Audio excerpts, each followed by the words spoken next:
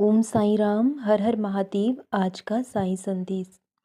कहा जाता है कि शरीर बाद में बनते हैं, पहले इंसान का भाग्य लिखा जाता है और जो भाग्य में लिखा होता है उसे दुनिया की कोई ताकत नहीं बदल सकती।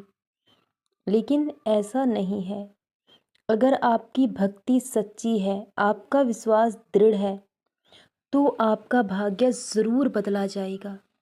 जो आपके भाग्य में नहीं भी लिखा होगा वो भी आपको ज़रूर मिलेगा।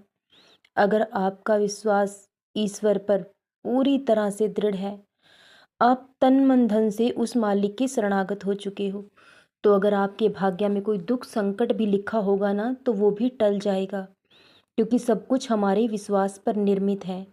जैसा हम विश्वास करते हैं वैसा ही हमें फल मिलता है। जब हम मकान बनाते हैं तो उसकी नींव को बहुत मजबूत बनाते हैं, क्योंकि पूरा भार उस नींव पर टिका होता है।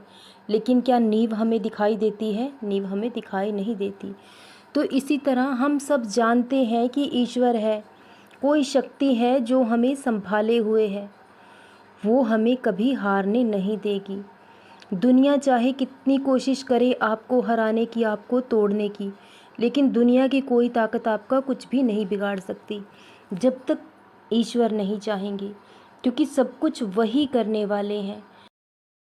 जो इंसान कर्म की कलम से लिखना जानता है, तो वो अपने भाग्य को एक दिन ज़रूर बदल लेता है।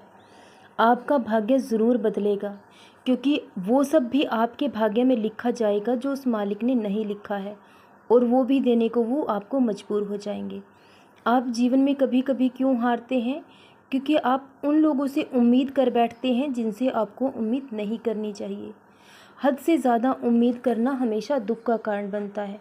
उम्मीद करनी है तो खुद से करो, उम्मीद करनी है तो उस मालिक से करो, क्योंकि जब आपकी उम्मीद टूटती है तो आप टूटकर बिखर जाते हो। आप बाबा से यही सवाल करते हो कि बाबा आखिर मेरे साथ ऐसा क्यों होता है?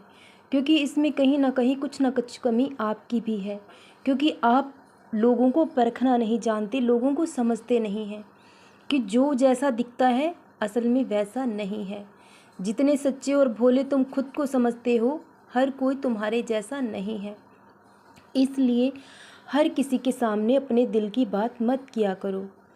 और किसी भी इंसान से प्रेम करना अच्छी बात है, लेकिन हद से ज़्यादा प्रेम करना ये आपकी कमज़ोरी बन जाता है। किसी भी इंसान को उतनी ही अहमियत दो अपने जीवन में जितनी वो आपको देता है। अगर हद से ज़्यादा आप अहमियत देते हो तो आपको जीवन पर रोना पड़ता है, क्योंकि वो आपकी कमज़ोरी बन जाता है। और कुछ लोग कमज़ोरी का फ़ायदा उठाते हैं। वो आपसे वो सब भी करा लेते हैं जो आप करना नहीं चाहते, क्योंकि आप उस इंसान की परवाह खुद से ज़्यादा करते हैं। आप उसे दुखी नहीं देख सकते, इसलिए जो गलत है वो भी कभी कभी आपको करना पड़ता है। लेकिन ऐसे इंसान का कभी साथ नहीं देना चाहिए। जो गलती करके अपनी गलती को ना माने, तो ऐसे इंसान को मनाना नहीं चाहिए। सच के साथ खड़े रहना चाहिए। सच भले ही कड़वा हो, किसी का दिल टूटे या कोई रूठे, तो इसकी परवाह नहीं करनी चाहिए, लेकिन सिर्फ सच्चाई कहनी चाहिए, क्योंकि जीत हमेशा सच्चाई की होती है। झूठ ज़्यादा दिनों तक नहीं चल सकता है। इसलिए पहले इंसान को देखें, परखें, समझें, उसके बाद कोई निर्णय लें। हर किसी को अपना समझने की भूल ना करें, क्योंकि हर कोई आपका अपना है भी नहीं।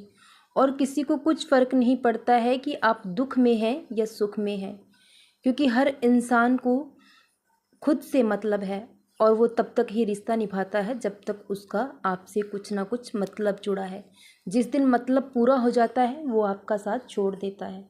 इसलिए अपने पास कुछ ना कुछ ऐसा ज़रूर रखें कि जिससे लोग आपके साथ जुड़े रहें, क्योंकि अगर आप बिल्कुल खाली हो जाएंगे तो खाली चीज़ों को तो कचरे के डिब्बे में फेंक दिया जाता है। एक दिन आपके साथ भी ऐसा ही होगा। मैं ये नहीं कहता कि सहायता मत करो, दूसरों की सहायता करो, लेकिन पहले देखो समझो कि क्या सही है क्या गलत है, उसके बाद किसी की भी सहायता करो।